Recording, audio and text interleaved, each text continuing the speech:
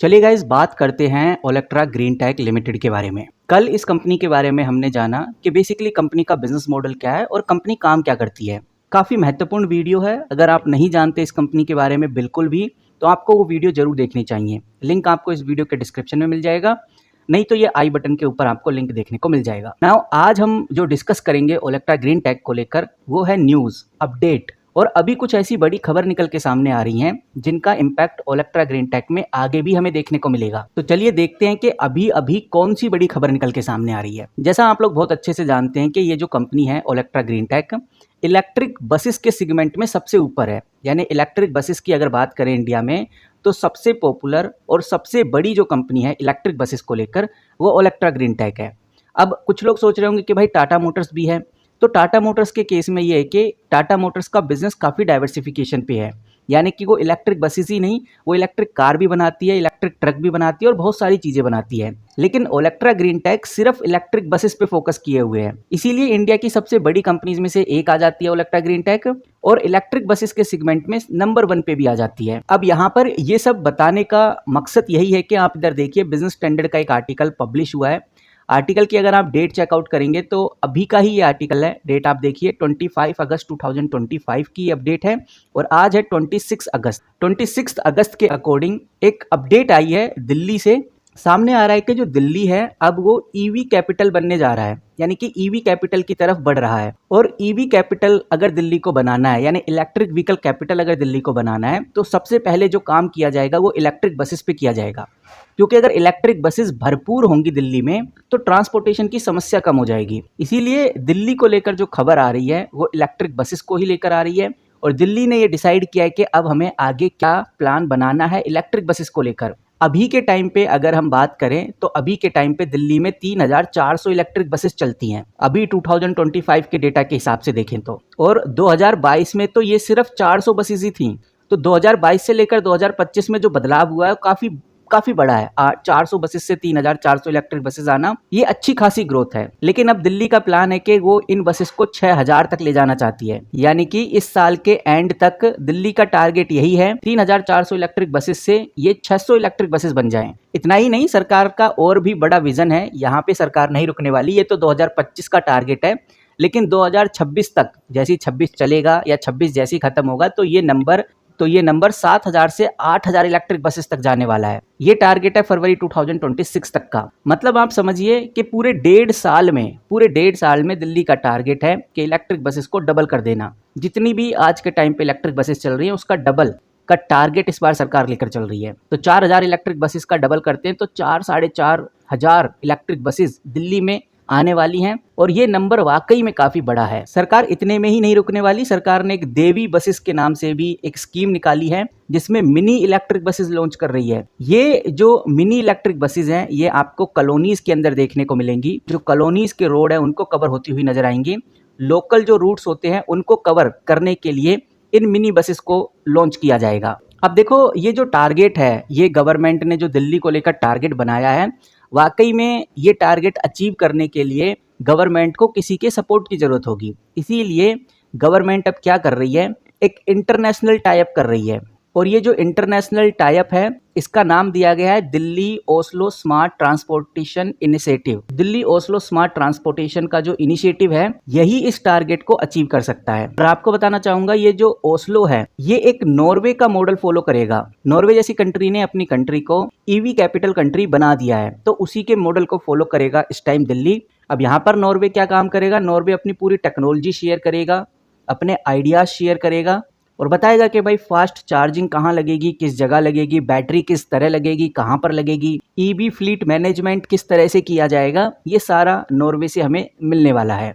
तो ये प्लान है गाइस दिल्ली का। और फिलहाल ओलेक्ट्रा ग्रीन टेक में जो हमें तेजी कल देखने को मिली और जो अब आगे देखने को मिलेगी, इसके पीछे और भी न्यूज़ हो सकती हैं। लेकिन अभी तक अगर मैं इंटरनेट पे देख रहा हूँ तो सबसे पॉपुलर, सबसे ज़रूरी और सबसे इंपॉर्टेंट जो न्यूज़ आ रही है इलेक्ट्रिक बसेस को लेकर, वो यही है। बाकी कुछ छोटी मोटी न्यूज़ ज़रूर आ रही हैं, लेकिन उन न्यूज़ का इम्पैक्ट इतना ओलेक्ट्रा ग्रीन टेक पे नहीं पड़ेगा। बट यहाँ पर मैं आपको क्लियर करना चाहूँगा कि दिल्ली गवर्नमेंट ने ये नहीं बताया कि ये ऑर्डर किसके हाथ लगेगा। लगभग 8000 इलेक्ट्रिक बसेस का ऑर्डर 2026 तक जो कंप्लीट करना है, ये किस कंपनी के हाथ में लगेगा। तो अब सबसे इंपॉर्टेंट सवाल यही आ जाता है कि किस कंपनी के हाथ में ये इलेक्ट्रिक बसेस का ऑर्डर लग सकता है और दिल्ली में किस कंपनी की बसेस सबसे ज़्यादा चलती हैं, क्योंकि जिस कंपनी की बसें सबसे ज़्यादा दिल्ली में चलेंगी उसी कंपनी को ज़्यादा चांसेस हैं कि ऑर्डर हाथ में लग जाए। तो सबसे पहले जो नाम आता है वो है टाटा मोटर्स का। जी हाँ दोस्तों, टाटा मोटर्स की अगर हम बात करें तो दिल्ली में 545 इलेक्ट्रिक बसेस चलाता है, जो कि टाटा मोटर्स की टोटल सेल का आधे से ज़्यादा है। यानी जितनी भी इलेक्ट्रिक बसेस टाटा मोटर्स ने अभी तक सेल की हैं उसका आधे से भी ज़्यादा पार्ट दिल्ली में ही सेल हुआ है। तो इससे आइडिया लग सकता है कि भाई टाटा मोटर्स की ब्रांड वैल्यू भी अच्छी खासी है, तो अगर ऑर्डर हाथ में लगता है तो टाटा मोटर्स के हाथ में लगने के काफ़ी हाई चांसेस हैं।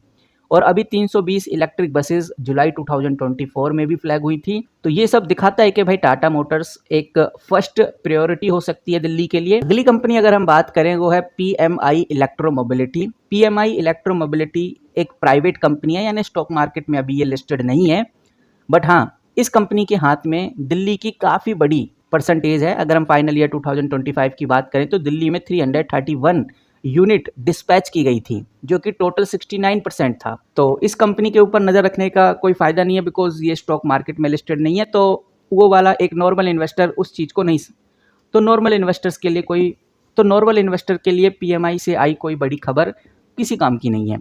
अब बात करते हैं JVM ऑटो की। JVM ऑटो एक ऐसी कंपनी है, अगर आप दिल्ली में देखोगे तो अक्सर आपको जो इलेक्ट्रिक बसेज है वो JVM ऑटो की ही देखने को मिलेंगी। फाइनल ईयर 2025 में दिल्ली में अप्रोक्स 86 इलेक्ट्रिक बसेस सप्लाई की गई थी, और ये सिटी में टोटल बसेस की सेल का 25% का कंट्रीब्यूशन है। मतलब कि JVM ऑटो को भी हायर चांसेस हैं कि इस ऑर्डर की कुछ झलक मिले, इस ऑर्डर का कुछ परसेंटेज मिले या फिर पूरा ऑर्डर मिले।